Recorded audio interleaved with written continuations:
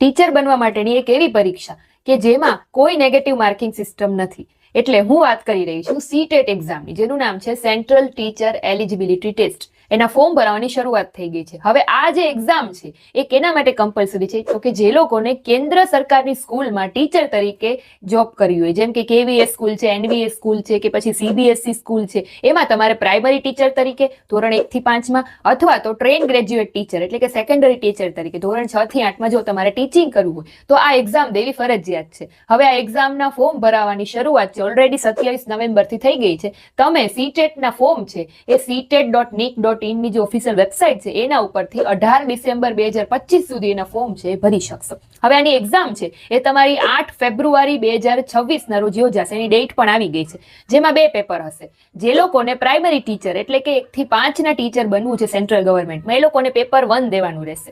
અને જે લોકોને ધોરણ 6 થી 8 એટલે કે જે સેકન્ડરી ટીચર બનવું છે એ લોકોને પેપર 2 દેવાનું રહેશે. હવે બંને પેપર પણ તમે આપી શકો અને 1 બાય એટલે તમે કોઈ પણ એક પેપર પણ આપી શકો, બરાબર. હવે આનું જે સર્ટિફિકેટ છે સીટેટનું, એ તમને લાઈફ ટાઈમ સુધી વેલિડ ગણાય. ધારો કે તમે અગાઉ એક વખત સીટેટની એક્ઝામ દઈ દીધી છે તો એ સર્ટિફિકેટ હજી સુધી પણ ચાલે, બીજી વાર એક્ઝામ દેવાની જરૂર ના પડે. પણ હા, જો તમારે બીજી વાર એક્ઝામ દેવી હોય કે ગમે એટલી વાર તમારે સીટેટની એક્ઝામ દેવી હોય સારો સ્કોર કરવા માટે, તો પણ તમે દઈ શકો. હવે હું વાત કરું એક્ઝામ પેટર્નની, તો પેપર 1 છે એ ટોટલ 150 માર્કનું હશે. મેં જેમ આગળ કીધું એમ કે કોઈ નેગેટિવ માર્ક આમાં નથી. 150 માર્કનું પેપર હશે. એમાં કયા કયા સબ્જેક્ટ આવશે? તો કે એક તો બાળ વિકાસ શિક્ષણના સિદ્ધાંતો વાળો 30 માર્કનું, પછી એન્વાયરમેન્ટલ છે 30 માર્કનું, મેથ્સ 30 માર્કનું, અને બે લેંગ્વેજના પેપર હશે, લેંગ્વેજ 1 ને લેંગ્વેજ 2. હવે આ 2 લેંગ્વેજના પેપર છે એ તમારે સિલેક્ટ કરવાની હશે. લેંગ્વેજ 1 તમારે સિલેક્ટ કરવાની, લેંગ્વેજ 2 પણ તમારે સિલેક્ટ કરવાની. એ જ પછી પેપર છે એ જ ભાષામાં તમે આપી શકશો. બાકીની જે પેપરની ભાષા છે એ હિન્દી અથવા તો ઇંગ્લિશમાં તમે આપી શકશો. હવે લેંગ્વેજ 1 ને લેંગ્વેજ 2 તમે સિલેક્ટ કરો, એમાં પહેલી લેંગ્વેજ ને બીજી લેંગ્વેજ બે અલગ અલગ તમારે સિલેક્ટ કરવી પડશે. ને એમાં પછી તમારા પેરેગ્રાફ ને પોએટ્રી ને એ પ્રમાણે આખું પેપર હશે. પેપર 2 છે એ પણ 150 માર્કનું જશે. એમાં પણ કોઈ નેગેટિવ માર્કિંગ સિસ્ટમ નથી.